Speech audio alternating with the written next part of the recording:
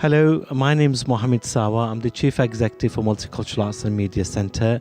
I'm joined here by the Honourable Reverend Sue Morgan, working across St Mary's and St Chad's churches. How does a person's faith affect the way they recognise changes in their mental health issues? Thank you for this opportunity to share some aspects of faith and mental health which are very close to my heart. I have previously worked in mental health as well as actually now being an Anglican priest in these two churches. I'd like to talk generally about faith because again I have many friends of other traditions, particularly Muslim friends. I believe and hold it to be true that faith engages all of our being. So it's not only just to do with our soul, but also with the health of our body and our mind and our emotions. And we bring all of these to God.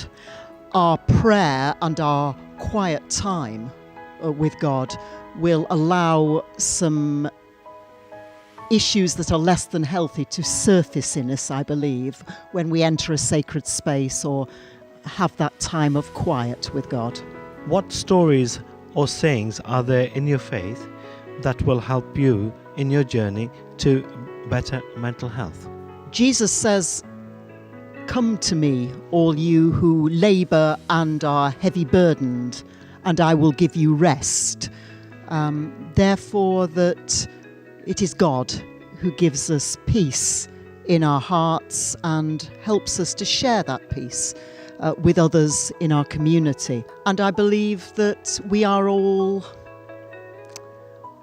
broken in some way, and that therefore we need one another as well as God to help us to wholeness of being. The best way of helping, I believe, and something each of us can do, is to listen to one another. And I believe within our faith communities, if we can dedicate time to listen carefully to people without judgment, this can really help people to come to better mental health and a reduction of anxiety. For people to make that step forward to speaking to someone, particularly to going to their GP if they have one, to ask for help. And I think the faith communities should signpost people really to those professionals and groups, such as Mind, for example, or other helping groups who can aid people in better health. Thank you, Reverend. Thank you very much indeed. I'm joined here by Gwynn Leech from St Mary's Church, who will share with us some experiences around faith and how it helped her to improve her mental health. About mental health, I feel that my faith has been part, that the gifts given to me, I feel, are from God. I believe in the Holy Trinity, and also I believe that it's stopped me from depression. I am aware, because I had a big operation in 2012 with ovarian cancer, and in February this year, breast cancer. I am aware that my faith helps me on a daily basis. Never depressed, never feel sorry for myself, never feel I'm unlucky, and that's due to faith. About depression, because I was in the world of music and in the world of entertainment, if you like, even as a chorister, I have been privy to be with people who do suffer from depression. It is a most terrible disease, and I'm not good at evangelising at all, and all I say to people who have no faith is that you might have no faith, but God has faith in you. Wonderful. And that's what I believe. That listening and comfort ye all ye people, come unto him. Because I sang the Messiah so often, it was the words of the Messiah that led me to Jesus Christ. I'm thankful. Everyone should really look for their gifts. They might be minor ones, they might be just doing the garden, but while people pass your house or you pass, people when you're walking with your dogs, talk to people, because I find sometimes the people I speak to when I'm walking every day, which is part of my getting better, is that I am the only person they've spoken to that day. I'm joined here by Peter Shellard and Greta Shellard at the St. Mary's Church, who will give us their experiences with faith or without faith to improve their mental health. From a personal point of view, I don't have a particularly strong faith, but by saying that, it doesn't mean that I don't believe that the church cannot help people who I feel are suffering from a mental health problem. Coming to church on a regular basis, meeting people on a regular basis can certainly alleviate any kind of pressure that these people may feel by being ostracised by the community. Meeting people on a regular basis, people who you would class as, and in inverted commas, normal, can possibly help people who see the world in a different image, see it in a more straightforward way. Also, this gentleman just mentioned that perhaps singing helps an awful lot, and we're both singers, we both sing locally, and we did have members who did suffer from mental health problems, and singing certainly helped to alleviate problems like that by mixing and mixing with other people. We're all in it together, basically, and I think the stronger of us have to help the weaker of us, and I think this includes people who have what we would class as mental health problems. You know, it's there's nothing like communicating with another human being, is there, to at least ease whatever's wrong with you. I mean, obviously there are professionals who deal with mental health, but I do think faith can help, because we try to make everybody welcome. You know, we don't exclude people or say, you know, you're a bad person or you're a good person. We don't judge in that way. We encourage people to come and talk. So I think in that way, you know, we can help people with mental health problems. And indeed, it sometimes helps us when we've got our own problems. You know, it's hope, as I say. Hope in each other and hope for the future. I'm joined here by Catherine Hilton at the St. Mary's Church, who will give her experience around engaging with faith and helping to improve your mental health. I'm president of the Mothers' Union for the Diocese of Manchester, and therefore I come into contact with a lot of people, and we're always encouraging our members to engage with others through faith. One of the main things about our organisation is that it's underpinned by prayer. And so there are always opportunities. Every day there are opportunities to pray with people. I think also a very important thing when it comes to mental health is having someone to listen, because quite often people feel very isolated, and the more isolated they feel, the more they isolate themselves. So knowing that you have a faith community around you that you can speak to is very, very important. My grandmother, when I went away to college many years ago now, gave me a text from the Bible, Proverbs, I think it's chapter 3. Look to the Lord in all thy ways, and lean not unto thine own understanding. In all thy ways acknowledge him, and he will direct thy paths. And I think for me, I know that someone else is in charge of my life. That is my faith, and I understand that God sometimes may put me into difficult situations, but I know that he will only give me what I can cope with.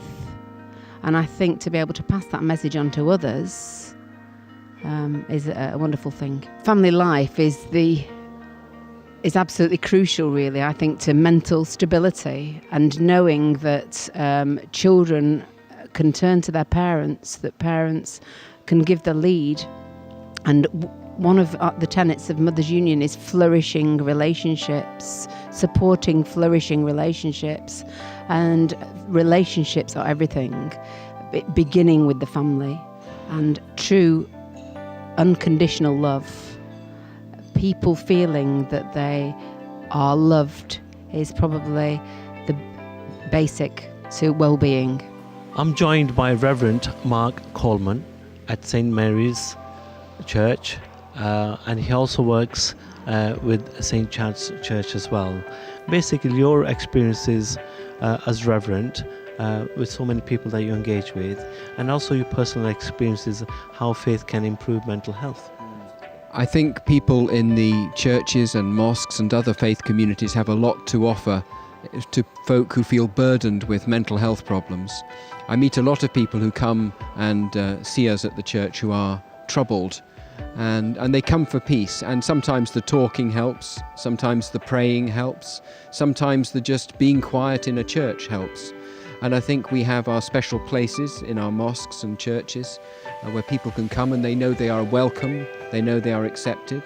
And if we could spread the word that we welcome people and that they can come and they will receive hospitality and friendship, and if they want to pray, if they want to be quiet, then we're offering something really valuable. And I think each of our great faith traditions will say something slightly different, but deep down the same, slightly different, but really the same, about what peace is, mental health, good welcome in a community. So there's a lot more we can do together. We just need to talk and explore and discuss it. And I think we talk in our great faith traditions about what really matters in life, not the things that the newspapers and the TV says really matters.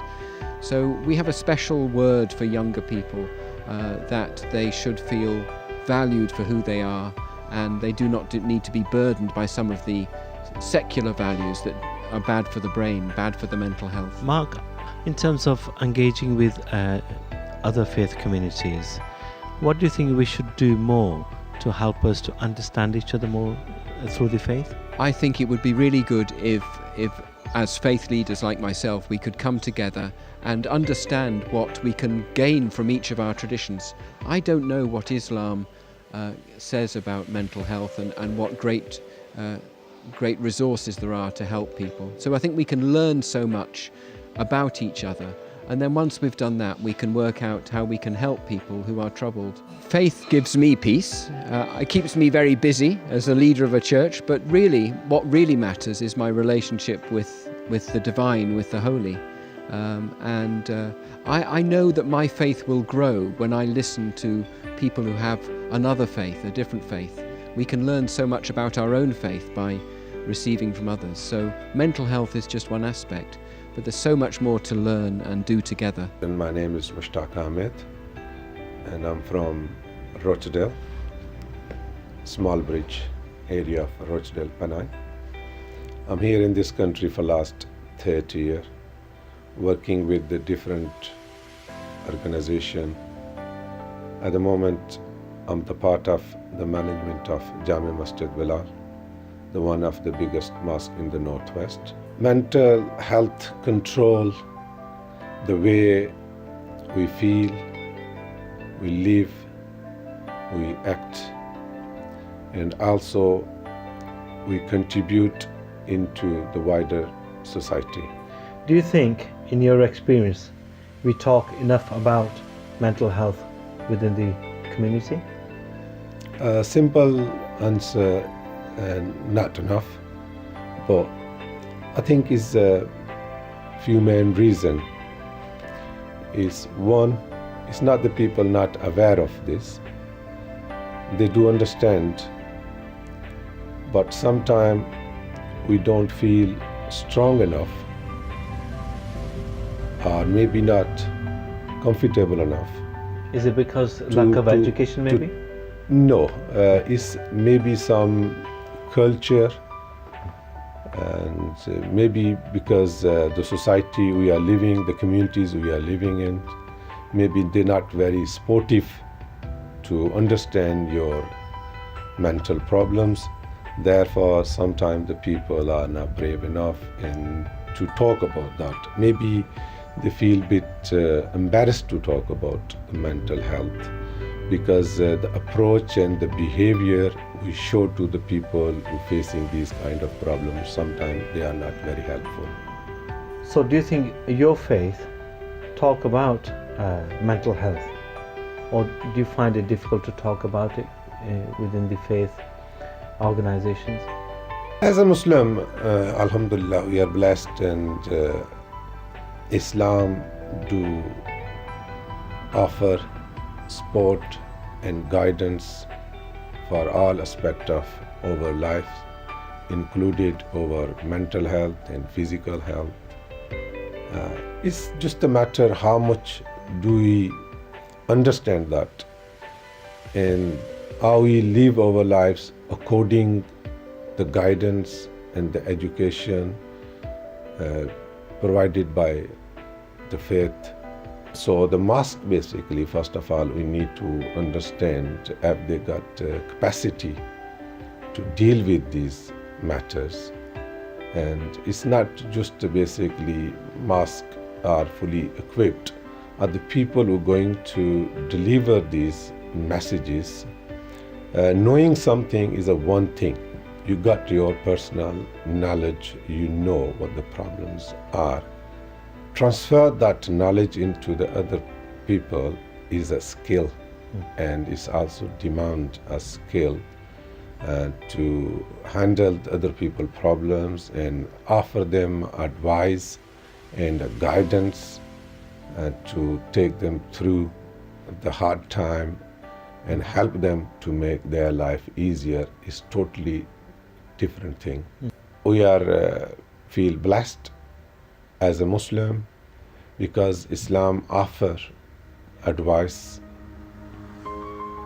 and is in all aspect of the life. Therefore, I think the Imam got a lot to offer in every aspect of life, included the mental health issues.